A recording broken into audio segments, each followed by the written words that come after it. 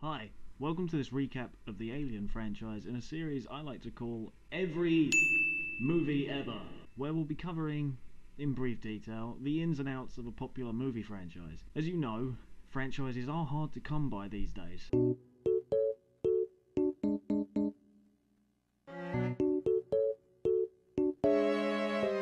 So I thought I'd start with a classic, a series well known for its sometimes questionable entries, Alien.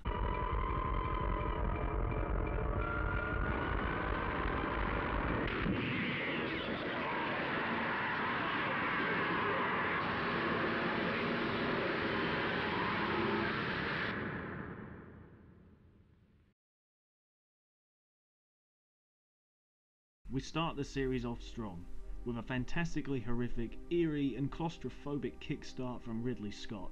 This is the movie that sparked the start of the science fiction horror genre, which has been a staple of cinema in years since.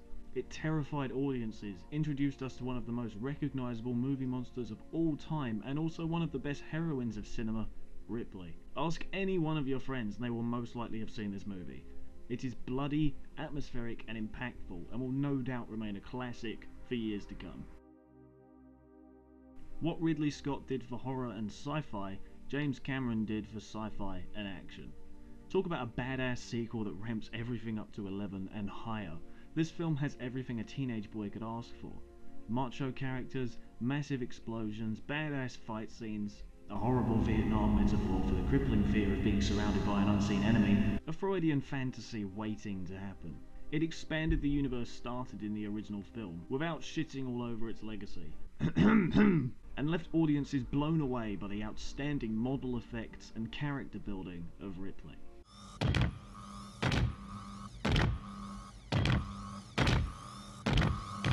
Get away from her, you bitch! David Fincher wasn't always the renowned filmmaker that we know and love today. Before Seven and Fight Club were ingrained in pop culture forever, we were given this oddly okay entry into the series as Fincher's debut into big screen pictures. Rather than try to outdo the action of the man behind the Terminator, Fincher chose to return to the claustrophobic roots of the original, stripping Ripley once again of weapons, as well as her hair. The studio interference with this one is as evident as a gaping hole in your chest, however.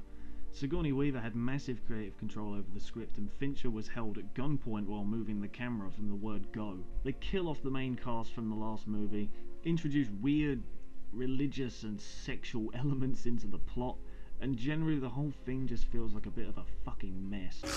Watch the director's cut for a good experience, but other than that, it's unnecessary. Speaking of unnecessary, bloody hell.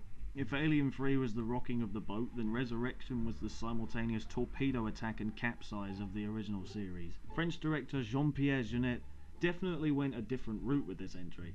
It is almost incomparable to the original on all levels, with strange camera angles, weird archetypal characters, Ron Perlman wanting to fuck Ripley, just a mess. They also introduce us to this thing, which is on screen for all of 10 minutes before being liquefied into the vacuum of space.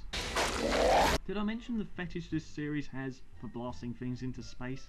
They made Ripley a strange alien hybrid human thing, and while she does have good scenes, she just seems a bit over the top in this film. In fact, everything's over the top. A man forced a chest burster out of his abdomen through another man's skull, for Christ's sake. Next! When I was young, I liked this film, and rewatching it as an adult I can kind of understand why. It's decently shot, the story isn't awful.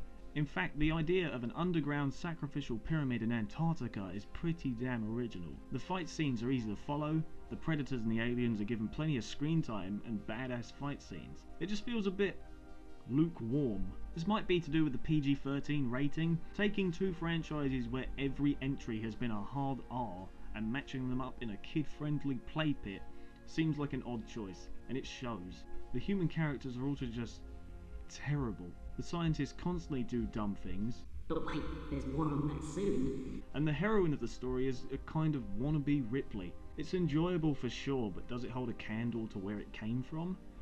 Not really. Right. Okay. This is just one of the worst films I've ever seen. the only reason it isn't the worst film I've ever seen is that the directors lit the movie so poorly that I can't see the garbage happening on screen for the horrible darkness that blankets everything. There's also a scene of a pregnant woman exploding. I wish I could unsee this bombshell of a movie. I hate it with every ounce of my being. Now we get to the really modern end of this series. The end that could have been something great but instead ended up being as mediocre as a McDonald's cheeseburger. They look nice on the signs above the counter, but when you get into the meat of it, there isn't much there. I will maintain that I respect Ridley Scott for trying to expand his universe in a way nobody saw coming.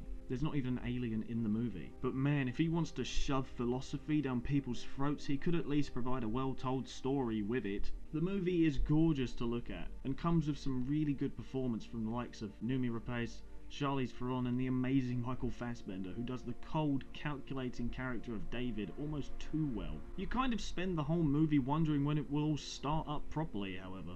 And Scott throws so many questions about God and the origin of man at you that you almost forget this series started with a penis monster bursting out of John Hurt's chest.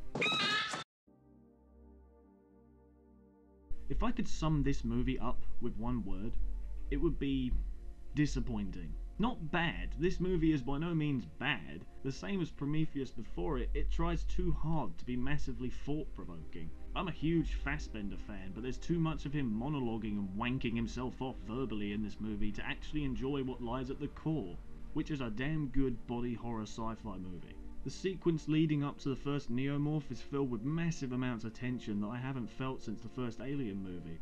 But Scott fails to ever reach this point again, instead going for CGI heavy android fights, weird rape science scenes, killing the cast of the previous movie again, and putting the alien in broad daylight, headbutting a windshield.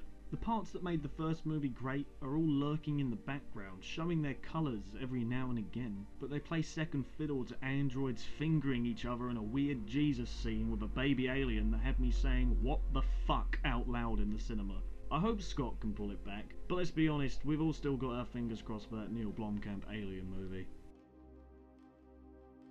Hi guys, thanks for watching. I hope you enjoyed this first entry into every blank movie ever. It's a new idea for me. I figured I'd start with a series that I know quite well, but there's so much stuff I could do with this that I'm not actually sure where to take it next. So if you want to leave me suggestions, then go for it, man. Like, leave it in the comments, I'll have a look at them, and hopefully I'll have one up fairly soon. But yeah, stay tuned for more in the future, and thanks for watching. Bye.